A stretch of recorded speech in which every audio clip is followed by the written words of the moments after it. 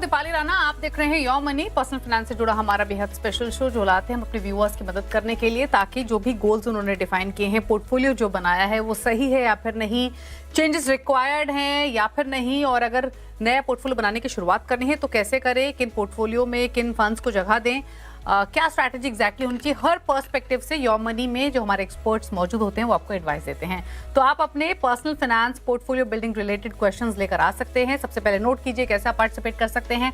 WhatsApp, email या social platforms के through connect कर सकते हैं।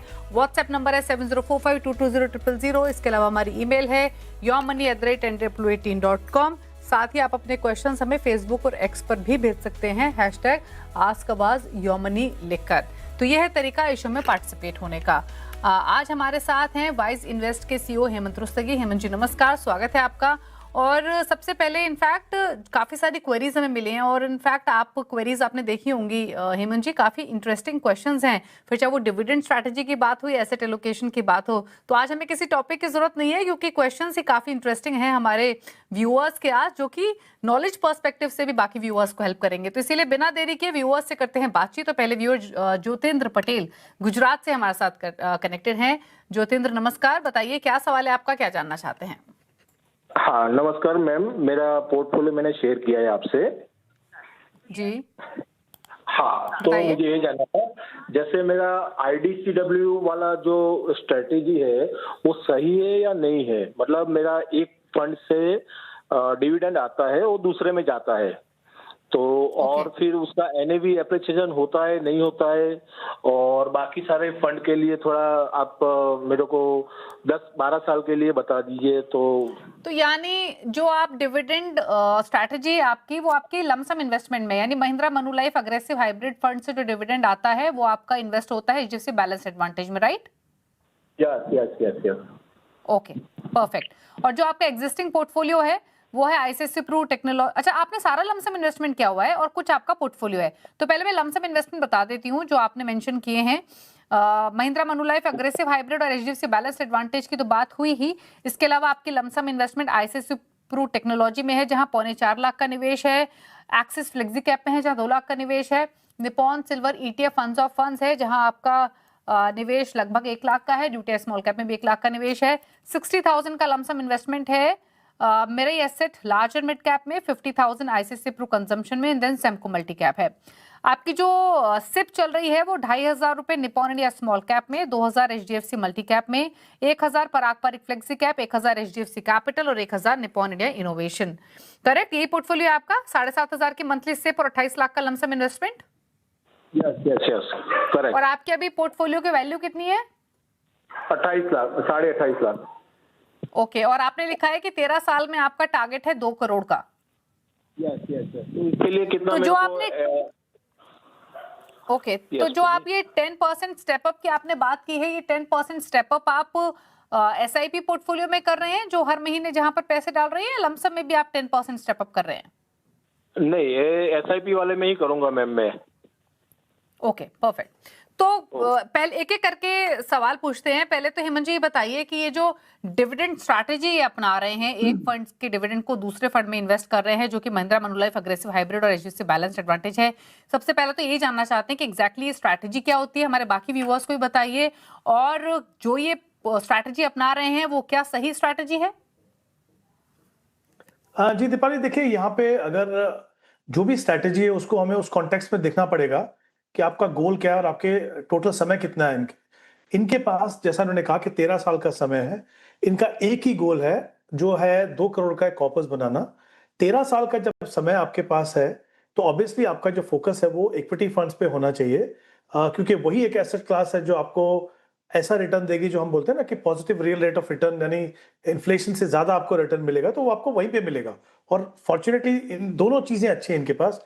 एक 13 साल का समय है इनके पास, और दूसरा जो इन्वेस्टमेंट कर रहे हैं वो सिस्टमैटिकली कर रहे हैं, और साथ ही कमिटेड भी हैं कि जो भी SIP का जो अमाउंट है, जैसे अभी 7,500 का है, उसको 10% से स्टेप अप करेंगे। तो आई थिंक उस एंगल से अगर मैं देखूं तो इनकी जो स्ट्रेटेजी है, कुछ पोर्टफोलियो का हिस्सा हाइब्रिड फंड में लगाना, वहां से जो डिविडेंड आएगा उसको SIP से इक्विटी फंड में इन्वेस्ट करना, मुझे लगता नहीं वो बिल्कुल भी सही स्ट्रेटेजी है। उसके कारण है 2।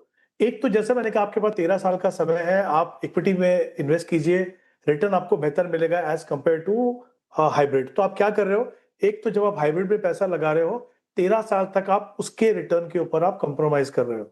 दूसरी बात, ये जो डिविडेंड की जो स्ट्रेटेजी होती है, वहां मैं समझ सकता हूं कि अगर आप ऐसे निवेशक हैं कि आप बहुत ज्यादा इक्विटी में एक्सपोजर नहीं चाहते हैं, आप ऐसे हाइब्रिड फंड में हैं जहां पे इक्विटी एलोकेशन बहुत ज्यादा नहीं है, लेकिन आप उसका जो डिविडेंड आता है उसका कुछ हिस्सा इक्विटी में लगाने में आप कंफर्टेबल है, क्योंकि आपका बहुत ही छोटा सा हिस्सा जो है वो इक्विटी में जा रहा है। वहां पे मुझे समझ में आता है इनके केस में, जब आपका गोल वेल्थ क्रिएशन है, लंबा समय है, सिस्टमैटिकली आप इन्वेस्ट कर रहे हो, स्टेप अप कर रहे हो, तो ये जो स्ट्रेटेजी है कि हाइब्रिड फंड में, क्योंकि मुझे लगता है कहीं ना कहीं वो ओवरऑल इनके पोर्टफोलियो रिटर्न में उनको कंप्रोमाइज करेगा। तो मैं डेफिनेटली चाहूंगा कि आप अपनी स्ट्रैटेजी को बदले, आपका जो पैसा जो है वो इक्विटी फंड में जाना चाहिए, ना कि हाइब्रिड में। तो ये तो हो गया जहां तक इस सवाल का इसके इस जो पर्टिकुलर इशू के ऊपर बात करने की है। तो दूसरा दीपाली देखिए, इनके अगर हम पोर्टफोलियो को देखें, जैसे मैंने कहा स्ट्रैटेजी इनको बिल्कुल बिल्कुल सही है, लंबा समय है, सिस्टमैटिकली इन्वेस्ट कर रहे हैं, लेकिन 2-3 इश्यूज हैं जहां पे इनको थोड़ा ध्यान देना है। एक तो हमने ऑलरेडी एड्रेस कर दिया। दूसरा इशू ये है कि इनके पास देखिए कुल मिला के, अगर मैं पहले इनके टारगेट से शुरू करता हूँ, 2 करोड़ का टारगेट है इनका। अगर मैं 12% का रिटर्न मान के चलता हूँ, 28 लाख का इनका जो एक्यूमुलेटेड कॉर्पस है, 7,500 की एसआईपी प्लस 10% स्टेप अप, मुझे लगता है करीब करीब 1 करोड़ 70 लाख का कॉर्पस बनेगा। तो 30 लाख का जो गैप है, उसको पूरा करने के लिए इनको अपनी एसआईपी को 4,500 से बढ़ाना होगा, यानी कुल मिला के 12,000 की एसआईपी करें, उसके ऊपर स्टेप अप करें 10%, तब जाके वो अपने लक्ष्य को पूरा कर पाएंगे। तो ये तो हो गया जहां तक लक्ष्य का सवाल है। दूसरा इंपॉर्टेंट एस्पेक्ट होता है पोर्टफोलियो में कि आपके फंड्स कैसे हैं, आपने कितने फंड्स अपने पोर्टफोलियो में रखे हैं। दोनों पॉइंट ऑफ व्यू से मुझे लगता है इनको काम करने की जरूरत है। इनके पास कुल मिला के 14 फंड हैं दीपाली। 14 फंड में से 7 ऐसे फंड हैं जहां पे वो लमसम इन्वेस्ट किए हुए हैं। 2 ऐसे फंड हैं जो हाइब्रिड, जिसकी हमने बात की कि उनका जो डिविडेंड है वो इक्विटी में जा रहा है, और 5 ऐसे फंड हैं जहां पे वो एसआईपी से अपने 7,500 की इन्वेस्टमेंट कर रहे हैं। जाहिर सी बात है, इतनी इन्वेस्टमेंट के लिए 14 फंड की बिल्कुल भी जरूरत नहीं है। ऐसे में काफी सारे ऐसे फंड हैं, मैं देख रहा हूं 3 फंड जो है वो सेक्टर और थीमेटिक फंड है, जो उनके पोर्टफोलियो में बिल्कुल भी नहीं होने चाहिए। तो एक तो मुझे लगता है कंसोलिडेट करने की जरूरत है, फंड्स को कम करें, और फंड्स का जो कंपोजिशन है, यानी जिस तरह के इनके फंड पोर्टफोलियो में है, उनमें बदलाव करना है। तो मेरे हिसाब से कुल मिला के अगर ये 5 फंड रखें तो इनके लिए बिल्कुल सही होगा। हम कोशिश कर रहे हैं कि उनको ऐसा पोर्टफोलियो बना के दें कि जो मार्केट के तीनों सेगमेंट हैं, large cap, mid cap, small cap, वो हो और सही मात्रा में हो, और अगर वो उसको कंटिन्यू करते हैं अनइंटरप्टेडली, बिना किसी रुकावट के, तो उनका लक्ष्य पूरा होगा।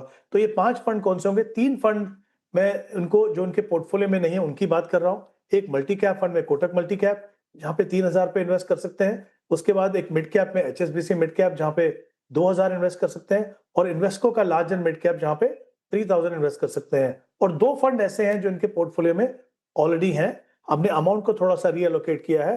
तो पराग पर एक फ्लेक्सी कैप में 2,000 और निप्पॉन स्मॉल कैप में 2,000। तो कुल मिला के 12,000 के लिए इनके पास 5 फंड होंगे। तीनों सेगमेंट में जो एक्सपोजर होना चाहिए वो उनके पास है, सिस्टमैटिकली वो इन्वेस्ट कर रहे हैं। अगर, और ये मैंने 12,000 इसलिए कहा है, अगर वो 4,500 की जो कमी है एसआईपी में, उसको पूरा करके अगर अपनी एसआईपी अमाउंट को बढ़ाते हैं तो मुझे लगता है, जैसा हम देख सकते हैं, शुरुआत अच्छी है, स्ट्रेटेजी अच्छी है, बट कुछ एस्पेक्ट है, कुछ ऐसे पहलू हैं जिनके ऊपर उनको काम करना है अपने लक्ष्य तक पहुंचने के लिए। लेकिन इन जनरल हेमंत जी, आपने इनके पोर्टफोलियो के बारे में तो इन डिटेल बखूबी सिंपल भाषा में समझाया, लेकिन 2 चीजें और जो इनके सवाल में थी। डिविडेंड स्ट्रैटेजी का तो सवाल था ही, आमतौर पे डिविडेंड इनकम जो आपको मिल रही है उसको री इन्वेस्ट करना, ये अप्रोच लॉन्गर टर्म पर्सपेक्टिव से आप कैसे देखते हैं? प्लस इनका एक सवाल और था, वो ये कि जब भी हम फंड को चुनते हैं तो जो ग्रोथ ऑप्शन होता है उसको चुनना कितना फायदेमंद रहता है? देखिए, सबसे पहले मैं ग्रोथ ऑप्शन की बात करता हूं। अगर आपका लक्ष्य जो है वेल्थ क्रिएशन का है, चाहे वो किसी भी पर्पस के लिए, चाहे बच्चों के एजुकेशन के लिए आपको कॉर्पस बनाना हो, चाहे अपने रिटायरमेंट के लिए बनाना हो, कोई भी लॉन्ग टर्म का गोल जहां पे आपको बड़ी रकम बनानी हो, तो ऑब्वियसली सबसे बड़ी इंपॉर्टेंट फैक्टर होता है कि आप किस तरीके से पावर ऑफ कंपाउंडिंग का फायदा उठाते हो। पावर ऑफ कंपाउंडिंग का मतलब यह है कि रिटर्न के ऊपर आप जब रिटर्न कमाते हो, तो ऑब्वियसली वो तभी हो सकता है जब आप अपने जो पैसा आपने इन्वेस्ट किया है, जो ग्रोथ आपके पैसे के ऊपर हो रही है, उसको आप बिल्कुल भी छुए ना। अगर आपको ऐसा करना है तो ऑब्वियसली आपके लिए ग्रोथ ऑप्शन जो है वो इंपॉर्टेंट है। इंपॉर्टेंट जब क्या है कि आपके पास लंबा समय हो, लक्ष्य आपका हो वेल्थ क्रिएशन का, तब आपको, और आप इक्विटी जैसी एसेट क्लास में हो, तो मुझे लगता है कि आपका जो फोकस है वो ग्रोथ ऑप्शन के ऊपर होना चाहिए।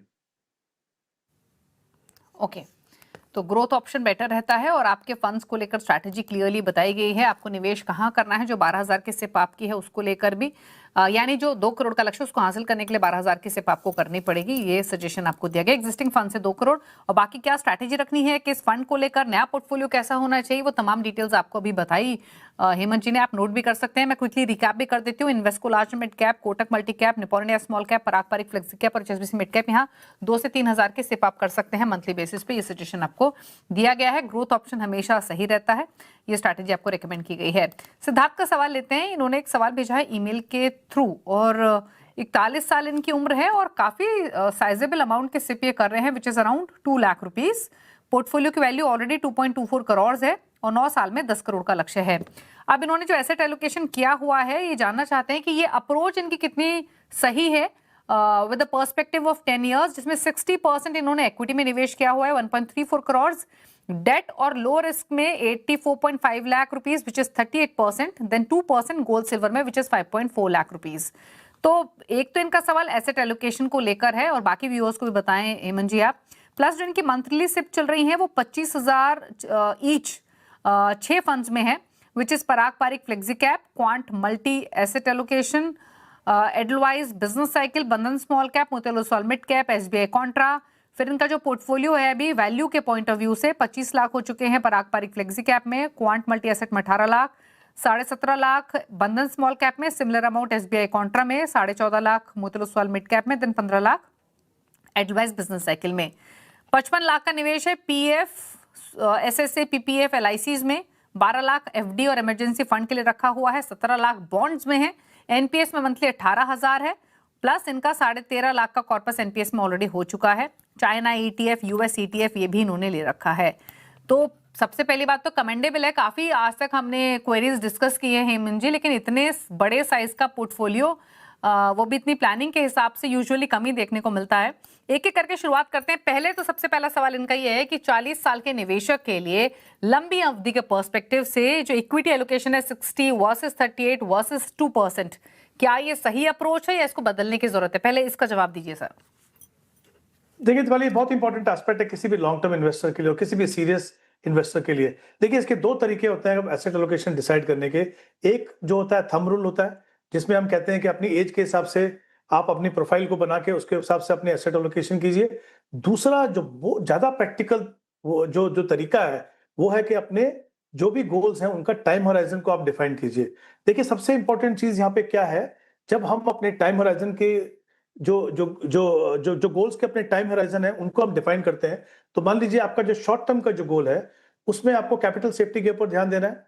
मीडियम टर्म का जो गोल होगा जहां पे आपको सेफ्टी भी चाहिए, आपको ग्रोथ भी चाहिए, तो आप एक हाइब्रिड जैसा पोर्टफोलियो बनाएंगे। और लॉन्ग टर्म में, जैसा हमने शुरुआत में भी कहा शो में, कि लॉन्ग टर्म में आपका ऑब्जेक्टिव होना चाहिए, आपको इन्फ्लेशन को बीट करना है, आपका जो रियल रेट ऑफ रिटर्न है वो पॉजिटिव हो, वो उसके लिए आपको इक्विटी में जाना है। तो जैसे ही आप अपनी टाइम होराइजन डिफाइन करते हो हर गोल के लिए, वो आपको मदद करता है। थंब रूल के साथ प्रॉब्लम क्या है, थंब रूल आपकी पर्सनल सिचुएशन को नहीं देखता, थंब रूल आपकी रिक्वायरमेंट को नहीं देखता। तो थंब रूल मुझे लगता नहीं कि निवेशकों को उसको फॉलो करना चाहिए, बल्कि सबसे अच्छा तरीका अपना एसेट एलोकेशन डिसाइड करने के लिए है कि अपने टाइम होराइजन को डिफाइन करें। अब सिद्धार्थ के केस में अगर आप देखें तो उन्होंने कहा कि वो 9 साल तक इन्वेस्ट करेंगे, लेकिन इनके गोल्स हैं 3। एक उन्होंने कहा कि डॉक्टर की एजुकेशन है, एक खुद की रिटायरमेंट है, और तीसरा जो उन्होंने कहा वेल्थ क्रिएशन है। इन्होंने ये नहीं बताया कि इनका एक्चुअल में टाइम होराइजन कितना है। मे बी इन्वेस्टमेंट पीरियड 9 साल है, उसके बाद कितने लंबे समय तक उसको होल्ड करना है वो नहीं है। तो आई थिंक ये एलोकेशन बताना कि भाई ये बिल्कुल सही है कि नहीं मुश्किल होगा, पर ब्रॉडली जैसे मैंने कहा कि अगर आप अपनी टाइम होराइजन के हिसाब से जाएं तो वो बिल्कुल सही है। उसका सबसे बड़ा फायदा ये है कि लॉन्ग टर्म में जब आप इक्विटी में हैं और आपके पास 15-20 साल का समय है, तो आपको उसको रीबैलेंस भी नहीं करना जब तक आप अपने गोल के जो टाइम होराइजन के कंप्लीशन के नजदीक तक नहीं पहुंचते हैं। उससे पहले आपको मार्केट को देखना नहीं है, आपको कुछ भी करना नहीं है। इनफैक्ट आपको जस्ट अपना इन्वेस्टमेंट प्रोसेस कंटिन्यू करना है। तो एक ये बहुत ही इंपॉर्टेंट एस्पेक्ट है कि एसेट एलोकेशन के लिए आप अपने गोल्स के टाइम होराइजन को बनाएं। अब इनके केस में आप देखें 3 गोल जैसा मैंने कहा इनके पास है। इनका जो करंट कॉर्पस है वो करीब 2 करोड़ 24 लाख का है, और जो मंथली इन्वेस्टमेंट है करीब करीब 1,98,000, मतलब 2 लाख पकड़ सकते हैं आप, वो है। तो अगर मैं ये देख के चलूं इंडिपेंडेंटली, एक ही लक्ष्य मान के, इन्होंने कहा कि इनको ओवरऑल 10 करोड़ की जरूरत है, तो अगर मैं 12% का रिटर्न मान के चलूं तो ये 10 करोड़ का लक्ष्य, अगर ये अपने इन्वेस्टमेंट प्रोसेस को कंटिन्यू करते हैं डिफाइंड टाइम होराइजन में, तो ये बिल्कुल कंप्लीट होगा। तो I think overall goal complete होगा, बट आई थिंक ये इंपॉर्टेंट है कि आप कभी भी अपने पोर्टफोलियो में एक पूल ना बनाएं, अलग अलग गोल्स के अलग अलग पोर्टफोलियो बनाएं, क्योंकि जब पूल बनाएंगे तो उसको मॉनिटर करना मुश्किल है कि किस गोल के लिए कितना पैसा हुआ, किस गोल के लिए कब पैसा निकालना है, और ये इंश्योर नहीं कर सकते आप कि जो आपने पैसा जिस गोल के लिए एक्यूमुलेट किया है उसी के लिए आप इस्तेमाल करो। तो कोशिश कीजिए एक साथ एक पूल मत बनाइए, बल्कि अलग अलग पोर्टफोलियो जैसे मैंने कहा वो बनाए। अब हम इनके फंड के ऊपर आते हैं, तो ब्रॉडली मैं कहूंगा फंड ठीक है, अच्छे हैं, इनफैक्ट रख सकते हैं। 2 चेंजेस मुझे लगता है वो करेंगे तो बेहतर होगा। एसबीआई कॉन्ट्रा फंड की जगह अगर आप एसबीआई फोकस लेंगे, ये मैं ओवरऑल कंपोजिशन देख के बता रहा हूँ, एसबीआई कॉन्ट्रा की जगह एसबीआई फोकस ले लीजिए, और ईडलवाइज का जो बिजनेस साइकिल फंड है उसकी जगह में एक लार्ज कैप फंड ले सकते हो आप, जो हीलियोस लार्ज एंड मिड। बहुत लंबा ट्रैक रिकॉर्ड नहीं है, but I think portfolio quality pedigree काफी अच्छा है, तो उस फंड को आप कंसिडर कर सकते हो। तो ये 2 बदलाव, और जैसा मैंने कहा ओवरऑल कोशिश कीजिए, अभी समय आपके पास, कि अपने गोल्स को अलग अलग डिफाइन करें। साथ ही इन्होंने कहा कि वो 30,000 की एसआईपी जो बनाना चाहते हैं, जो इंक्रीज करना चाहते हैं, उसके लिए एक अलग से पोर्टफोलियो बनाए। और जैसा हमने शुरुआत में भी कहा था कि अलग अलग कैटेगरी के फंड हो, तो 4 फंड। ओके ओके, तो इनफैक्ट हेमंत जी की ऑडियो किसी तकनीकी खामी की वजह से नहीं आ रही है, बट उन्होंने मोर और लेस पूरा जवाब दे दिया आपको क्या बदलाव करने हैं वो सजेस्ट किया गया है, आपको इन डिटेल समझाया गया है एसेट एलोकेशन की relevance with regards to time, risk appetite and your age. Plus अगर आपके एग्जिस्टिंग पोर्टफोलियो की बात करें तो एसबीआई कॉन्ट्रा की जगह एसबीआई फोकस ज्यादा बेहतर लग रहा है। एडवाइस बिजनेस की जगह हीलियोस लार्ज मिड कैप आप रख सकते हैं। पुराने फंड का जो पूरा निवेश है वो भी आप नए फंड में शिफ्ट कर सकते हैं, जिनसे आपसे स्विच करने की सलाह दी जा रही है। टाइम टाइम पे तो हर किसी को रिव्यू करना चाहिए ही। इनफैक्ट हेमंत जी यही बात आप कह रहे थे या कुछ ऐड करना है? सॉरी दीपाली, मैं बीच में सुन नहीं सका, थोड़ा सा ऑडियो में प्रॉब्लम एक्चुअली जो आपने कहा वो मैं ऑलरेडी सम अप कर चुकी हूँ, कुछ और आप ऐड करना चाहते हैं? नहीं, आई थिंक वही जो मैंने कहा, 2 बदलाव करने हैं उनको पोर्टफोलियो में, और ओवरऑल जैसे मैंने कहा कोशिश कीजिए कि अपने गोल्स को अगर आप अलग अलग टाइम होराइजन दे सके, ताकि प्रॉपरली आप उसको मॉनिटर कर सकें। शुक्रिया आपका। इनफैक्ट सिद्धार्थ सवाल पूछने के लिए, और हेमंत जी ने आपको तमाम डिटेल बताई भी हैं। एक ब्रेक के लिए यहाँ पर रुक रहे हैं, हेमंत रुस्तगी हमारे साथ बने हुए। ब्रेक के उस पार हुसैन, विशाल, कुछ व्यूअर्स हमारे साथ कनेक्टेड हैं, करेंगे उनसे बातचीत, जब वापस आते हैं।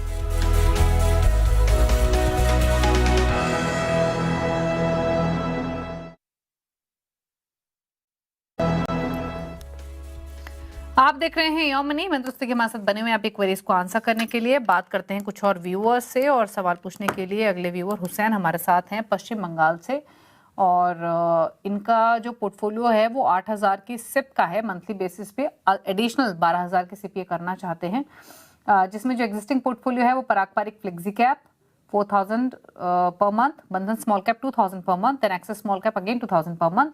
ये पोर्टफोलियो कैसा है ये तो जानना ही चाहते हैं, plus additional 12,000 rupees per month कहाँ डिप्लॉय करें वो भी इनका सवाल है। एग्जिस्टिंग पोर्टफोलियो की वैल्यू 6 लाख रुपए है, और 9 साल का जो लक्ष्य है इनका वो 1 करोड़ का है। तो कितना कॉर्पस से जमा कर लेंगे 20,000 की सिप से फ्रॉम हियर ऑन, ये भी जानना चाहते हैं एग्जिस्टिंग इन्वेस्टमेंट्स के साथ। बताइए हेमंत जी। जीती भाई देखिए, इनके पास जैसा उन्होंने कहा 9 साल का समय है इनके पास, और अभी जो करंट वैल्यू है इनके पोर्टफोलियो की वो है 6 लाख, और 8,000 की एसआईपी जो अभी कर रहे हैं, और 12,000 की एसआईपी इनको करनी है। तो अगर हम 12% का रिटर्न मान के चले तो एक्सपेक्टेड कॉर्पस जो है वो करीब करीब 55 लाख का बनेगा। इनको अपने लक्ष्य तक पहुंचने के लिए एसआईपी अमाउंट को काफी बढ़ाना पड़ेगा, क्योंकि अनफॉर्चुनेटली इनके पास बहुत लंबा समय नहीं है। जब हम देखते हैं 9 साल तो हमको लगता है काफी लंबा समय है, लेकिन जब आप एसआईपी से इन्वेस्ट करते हो तो फिर वो एवरेज जो पीरियड है वो काफी कम हो जाता है। तो इस केस में करीब करीब उनको 42,000 रुपए की एसआईपी करनी होगी अपने लक्ष्य तक पहुंचने के लिए।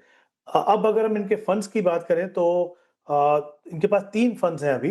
एक फ्लेक्सी कैप फंड है, पारंपरिक फ्लेक्सी कैप, और 2 स्मॉल कैप फंड है, एक बंधन स्मॉल कैप और एक एक्सिस स्मॉल कैप। तो मुझे लगता है कि इन टर्म्स ऑफ कंपोजिशन वो फ्लेक्सी कैप फंड में 4,000 इन्वेस्ट कर रहे हैं वो करते रहें, और बंधन स्मॉल कैप में जो 2,000 कर रहे हैं वो करते रहें, और जो एडिशनल इन्वेस्टमेंट करनी है वो उसको मिला के प्लस जो एक्सेस में एसआईपी है वो मुझे लगता है उनको बंद कर देनी चाहिए, वो उनके लिए बेटर रहेगा।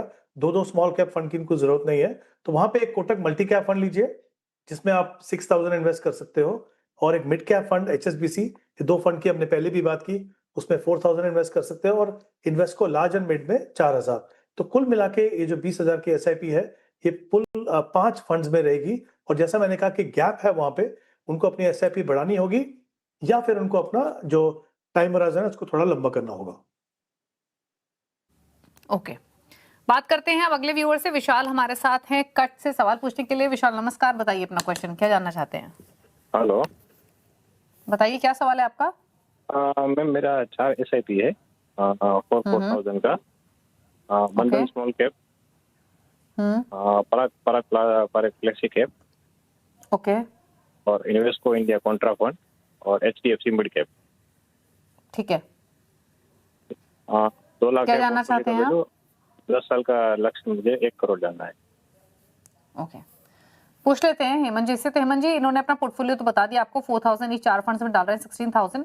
पोर्टफोलियो की वैल्यू 2 लाख है, 10 साल में 1 करोड़ का टारगेट। कितना लाइकली लगता है? अभी हम थोड़ी देर पहले मोहम्मद हुसैन की बात कर रहे थे, जस्ट प्रीवियस व्यूअर से ही, उनका अभी 9 साल में 1 करोड़ का टारगेट था, विच इज मतलब 20,000 की स्टेप से वो भी पूरा नहीं हो रहा था। तो आई एम श्योर इस SIP अमाउंट से भी नहीं हो पाएगा, बट क्या सजेशन रहेगा इनके लिए? जी दीपाली, आपने बिल्कुल ठीक कहा। यहाँ पे देखिए 10 साल का समय, हम जैसे हमने पहले भी कहा था कि 10 साल सुनने में लगता है कि काफी लंबा समय है, लेकिन जब आप एसआईपी से इन्वेस्ट करते हो तो एवरेज पीरियड जो है करीब 5 साल होता है। तो आई थिंक ये हमेशा हमें, जब भी हम एसआईपी करें, इसका ध्यान रखें। इनके केस में देखिए अभी इनके पास 2 लाख का कॉर्पस बना हुआ है, 16,000 की एसआईपी ये कर रहे हैं, तो मुझे लगता है कि अगर हम 12% का रिटर्न मान के चलें तो एक्सपेक्टेड कॉर्पस सिर्फ करीब 40 लाख के करीब होगा। तो काफी बड़ा गैप है इनके पास। ऑब्वियसली जितना जल्दी हो सके अपनी एसआईपी को बढ़ाएं ताकि लक्ष्य के नजदीक तक पहुंच सकें। दूसरी इंपॉर्टेंट एस्पेक्ट, हमेशा जब भी आप इक्विटी का पोर्टफोलियो बनाते हो या कोई भी पोर्टफोलियो बनाते हो, तो ये इंपॉर्टेंट चीज होती है कि आपके पास फंड्स कैसे हैं। इनके पास कुल मिला के 4 फंड है, चारों फंड में ये करीब 4-4 हजार रुपए की इन्वेस्टमेंट कर रहे हैं। ब्रॉडली मैं कहूंगा कि स्टॉक जो फंड की सिलेक्शन है वो काफी अच्छी है। तो एक ही सिर्फ मैं चाहता हूं बदलाव करें, तो 3 फंड जो रख सकते हैं, जिनमें कंटिन्यू कर सकते हैं, वो है पारंपरिक फ्लेक्सी कैप, बंधन स्मॉल कैप और HDFC का मिड कैप। एक इनके पास कॉन्ट्रा फंड है, इन्वेस्को कॉन्ट्रा, जो मैं कहूंगा अपनी कैटेगरी का काफी अच्छा फंड है। बट इनकी रिक्वायरमेंट जो है उसके हिसाब से मुझे लगता नहीं कि उसके अंदर कॉन्ट्रा फंड की जरूरत है। तो उसी म्यूचुअल फंड का एक large and mid cap, Invesco large and mid cap, एक पहले वाले प्रश्न के बारे में आंसर में मैंने इस फंड का जिक्र भी किया था। तो ये काफी अच्छा फंड है इस कैटेगरी का। लार्ज एंड मिड का सबसे बड़ा फायदा क्या है कि आपको 35% एलोकेशन लार्ज कैप में मिलता है, 35% मिड कैप में मिलता है, और 30% जो है वो फंड मैनेजर जिस हिसाब से उनको लगता है अपॉर्चुनिटी, वो इन्वेस्ट करते हैं। तो एक बदलाव कीजिए, बाकी 3 फंड में आप बने रहिए। और जैसा मैंने कहा कि गैप है आपके पास, कोशिश कीजिए जितना जल्दी हो सके अमाउंट को बढ़ा सके ताकि अपने लक्ष्य तक पहुंच पाए। ओके, तो ये रही सलाह आपके लिए। फटाफट से पूछ लेते हैं बिना देरी के हेमंत जी के टॉप 4 फंड्स, ताकि वो व्यूअर्स जो हेमंत जी की चॉइस के हिसाब से पोर्टफोलियो बनाना चाहते हैं उनको नेम्स मिले। बताइए हेमंत जी।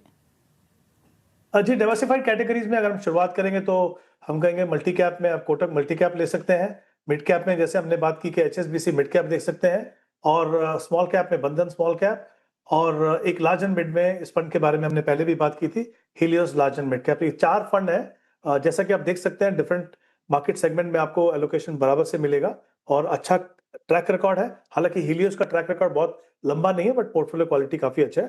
तो ये फंड्स हैं जिनको आप कंसिडर कर सकते हो। हेमंत जी, आने के लिए शो में सभी क्वेरीज को आंसर करने के लिए थैंक यू सो मच। इसी के साथ योर मनी में तो इतना ही। ब्रेक के उस पार भी खबरें जारी हैं। नमस्कार।